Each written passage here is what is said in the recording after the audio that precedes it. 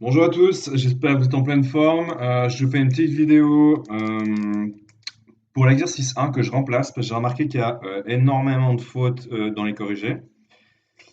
Et j'ai aussi fait des recherches concernant le leasing. Et d'autre part, j'aimerais revenir un peu sur ce qu'on a vu précédemment. C'est avec le leasing, le dernier chapitre, ouais, chapitre, on va dire, des intérêts, c'est pas le plus facile. On avait vu les formules d'intérêt simples ici. À chaque fois, ces formules s'appliquaient avec un N classique quand vous avez un seul versement. Et l'intérêt, c'est le taux d'intérêt, en fait, s'applique toujours sur une année. C'est pour ça que quand on a fait ici le prêt personnel, on a dû appliquer une formule différente pour le nombre de jours. Pourquoi? Parce que on verse des mensualités et ici on voit le montant de la dette diminue chaque mois. Ici on a 12 mensualités, d'accord? 12 mois, donc ça fait une année. Et chaque mois, le montant de la dette diminue. Donc forcément, l'intérêt diminue. Ici, l'intérêt diminue étant donné que C, donc le montant remboursé, chaque mois diminue. C'est pour ça qu'on a calculé un N qui prend en compte le remboursement de notre dette qui diminue en permanence. Donc si on voit ici, plus la dette diminue, donc forcément, plus l'intérêt qui est calculé sur le montant de la dette, lui, en rouge, diminue aussi. Donc là, en mettant cette formule ici de N, ça nous permet justement de tenir en compte du remboursement de la dette par mois. Étant donné que, comme je l'ai dit, un intérêt se calcule par année, cette formule nous permet justement de prendre en compte ce remboursement par mois. L'intérêt, c'est toujours, le taux d'intérêt est toujours sur une base annuelle, par année. Ici, notre dette, elle diminue en plusieurs fois par mois. Donc, grâce à cette formule, on prend en compte justement le remboursement de notre dette. Maintenant, pour le leasing, c'est un peu plus complexe si on doit reprendre ce graphique. J'ai trouvé un PDF explicatif, si vous voulez, que j'ai souligné, dont j'ai souligné les valeurs importantes. Ça, c'est un PDF que vous allez, c'est des notions que vous allez peut-être voir au gymnase et voir à l'université, ici avec des formules assez complexes que je ne vais pas vous demander de savoir.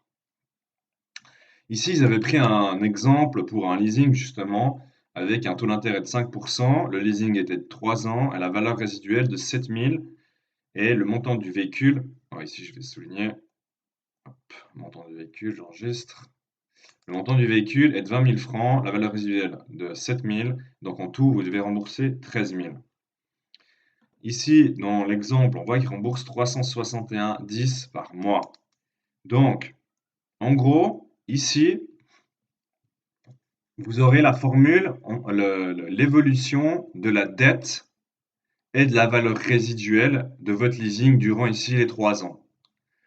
C'est pour comparer en fait ce graphique-là. Ici, on voit une dette qui part de à peu près 885 et qui descend jusqu'à, non, qui part de 9 000 et quelques et qui descend jusqu'à 0.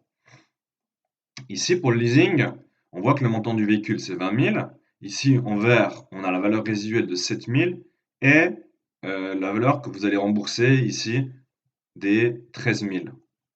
Donc en gros, si on observe le graphique, on voit qu'en partant des premières mensualités jusqu'à la fin, la valeur résiduelle reste stable et la valeur à rembourser en bleu diminue jusqu'à atteindre 0. En fait, cette valeur en bleu, elle pourrait correspondre dans le prêt personnel à ceci, au montant du capital dû qui atteint 0. La particularité ici dans le leasing, c'est que la valeur résiduelle reste stable parce que de toute façon, ça a été négocié au début du contrat et c'est ce que vous devrez payer si vous voulez acquérir votre objet ou votre véhicule. Cependant, la particularité, c'est que on paye un intérêt sur notre valeur à rembourser, ici en bleu, qui diminue. Donc votre intérêt va diminuer, comme ici dans le cas du prêt personnel, les en rouge, ça diminue.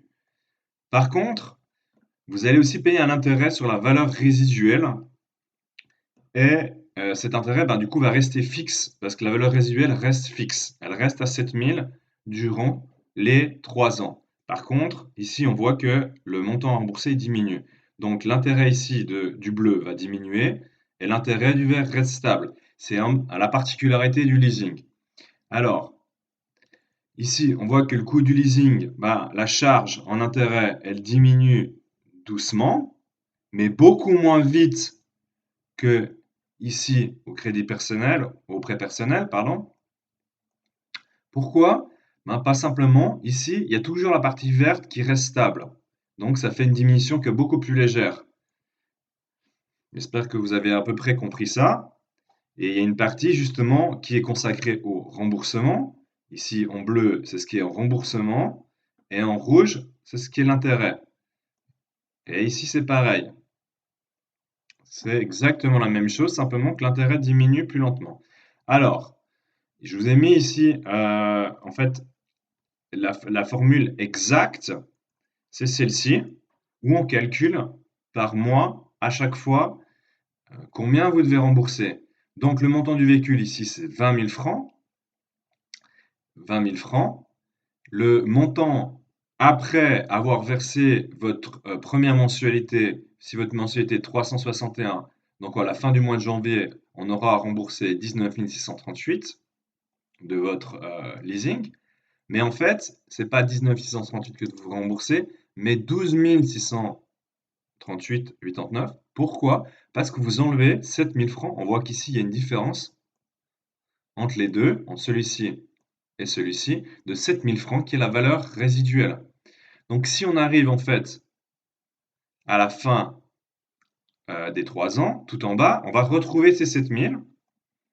Et ici, en fait, en gros, c'est le montant de votre dette que vous allez retrouver. Donc, voilà, la fin, vous l'aurez remboursé. Ça équivaut à la partie verte qu'on a vue tout en haut. Ici, on arrive du coup à la fin du leasing et on n'a que le vert. À la fin du leasing, le bleu, il n'y en a plus. Et le bleu, ça équivaut en fait à ça.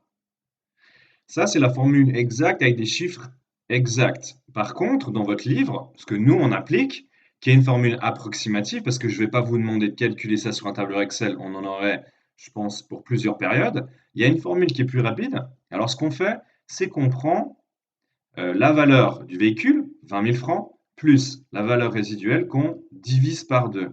Donc 20 000 plus 7 000, ça fait 27 000. Donc en gros, la moyenne de 27 000, donc vous divisez simplement par 2, ça donne 13 500.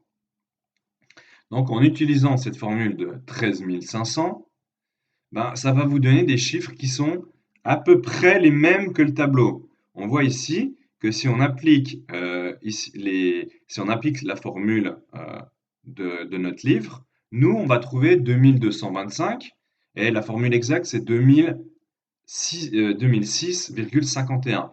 Donc on est à peu près juste, c'est une formule qui est approximative, qui est beaucoup plus simple. On voit ici que les coûts mensuels, donc les mensualités, elles se montent à 416,85 avec notre formule, tandis que ici, on a 417,35 avec la formule exacte. Donc, on est très très très proche. Donc, notre méthode dans notre livre de diviser en deux la valeur d'achat plus la valeur résiduelle, de faire une moyenne, c'est approximatif, c'est pas tout à fait exact, mais c'est quand même très très proche des valeurs qu'on recherche. Donc, dans notre livre, pour revenir ici, c'est exactement ce que je viens de vous dire. On prend la valeur du véhicule plus la valeur résiduelle qu'on divise par 2. On fait la moyenne.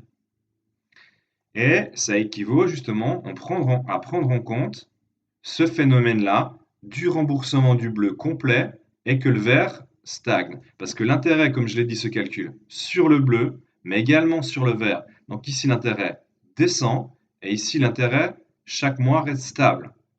Donc en gros, on fait une moyenne.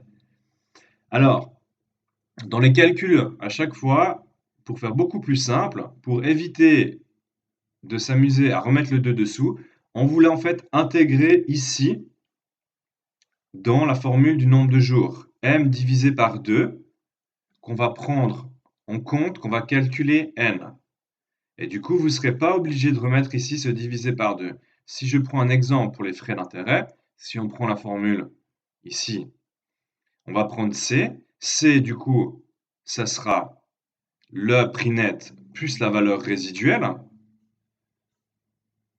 Et le taux, c'est le taux qu'on nous donne. Le nombre de jours, ça sera ça, m divisé par 2. Du coup, en faisant m divisé par 2 ici, ça nous évite de remettre ici le 12. Le 2, pardon. Et ensuite, vous ferez 100 divisé par 360. On peut appliquer donc cette formule avec l'exemple que je vous ai donné ici. Donc, si je mets ma calculette, je vais appliquer donc cette formule ici avec celle-ci. Donc, on avait dit que on avait une valeur du véhicule de 20 000 plus une valeur résiduelle de 7 000, ce qui donne 27 000 divisé par 2, vu qu'on fait la moyenne, ça fait 13 500. Mais pour faire beaucoup plus simple, nous, la formule, ce qu'on va faire, on va faire celle-ci, prix net plus résiduel, fois le taux, fois ici n, en mettant m divisé par 2, et divisé par 12, pas 2, mais fois 100, pour appliquer en fait cette formule-ci. Donc, on avait dit qu'on avait 20 000 de valeur d'achat, plus 7 000 de valeur résiduelle, d'accord, par rapport à ça, ici, valeur résiduelle plus prix net. Ensuite, on va faire fois le taux, on avait dit 5%, fois 5, fois ici 36, parce qu'il y avait 36 mensualités, ici on a vu 36, vu que c'est 3 ans, donc 3 fois 12, 36, qu'on va donc ici diviser par 2. 36 mensualités divisé par 2. Je reviens sur la calculette. 36 divisé par 2, ça fait 18, donc ça donne ça, qu'on va donc diviser de nouveau par 100, et on divise par 12, vu qu'on est en mois, ça fait 2025. 2025 pour l'exemple qui est ici. 2025. Donc si on descend et on regarde combien il a payé ici d'intérêt, c'est 2025. C'est à peu près ici le montant exact.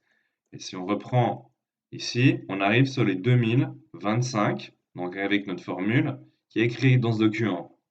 En faisant notre formule simplifiée, et comme le dit le document, c'est une formule plus rapide, qui est un peu plus approximative, moins exacte, mais qui s'en rapproche très fortement, qui est beaucoup plus efficace, beaucoup plus rapide à calculer que de s'amuser à faire un graphique ici complet avec tous les chiffres. Là, je pense que vous allez vous tirer une balle. Donc voilà, j'espère que vous avez compris. On applique ici cette formule, donc valeur d'achat net, plus la valeur résiduelle, d'accord, qu'on mettra à la place de C, fois le taux, fois N. N ici, ça va être le nombre de mensualités divisé par 2, divisé par 100 toujours, fois 12. Et ce type de formule, vous pouvez donc la manipuler et à chaque fois, ce sera pareil. Là, C, ce sera valeur d'achat plus valeur résiduelle pour trouver ici N. Et ici, pareil, C, ce sera valeur d'achat plus valeur résiduelle. N, ce sera donc le nombre de mensualités divisé par 2. Je vais donc faire l'exercice avec vous, le 1. C'est pour ça que j'ai fait cette vidéo qui remplace la précédente. J'ai vu qu'il y avait des fautes dans ce corrigé. Donc, si on prend l'exercice 1, exercice 1, qu'est-ce qu'on nous dit? Pour l'exercice 1, on a une valeur d'achat au comptant, on a une durée du contrat qui est de 36 mois.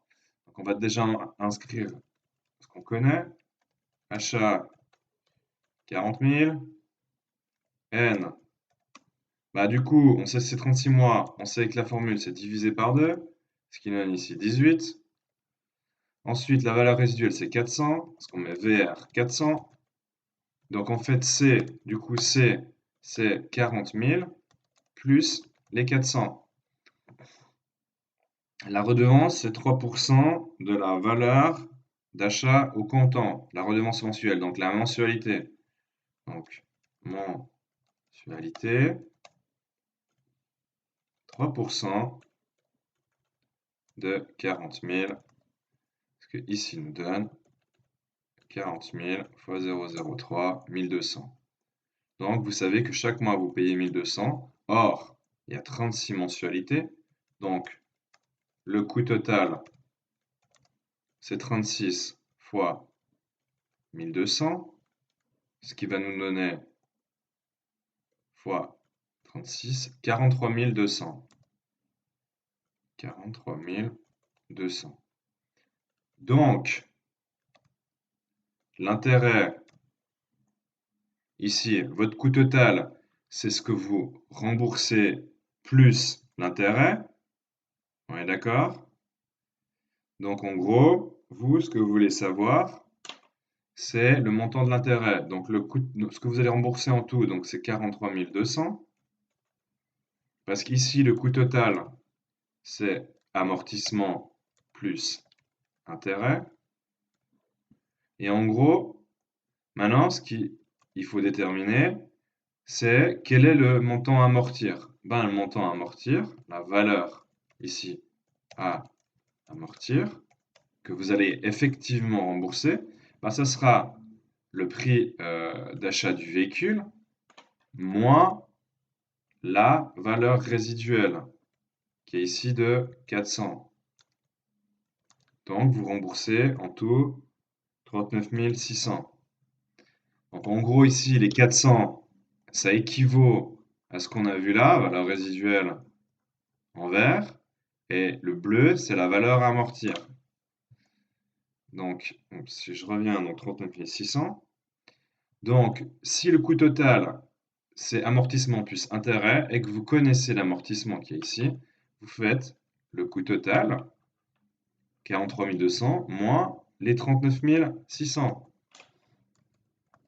Ce qui vous donne donc moins 39 600, 3 600. Donc ça, c'est l'intérêt. 3 600 équivaut à l'intérêt. Parce que vous, quand dans votre coût total d'un leasing, à chaque fois, ce que vous payez, c'est la valeur ici qui est en bleu, vous remboursez plus les intérêts. Donc, si vous connaissez l'amortissement, vous pouvez en déduire que l'intérêt est 3 600. Donc, vous avez ici l'intérêt.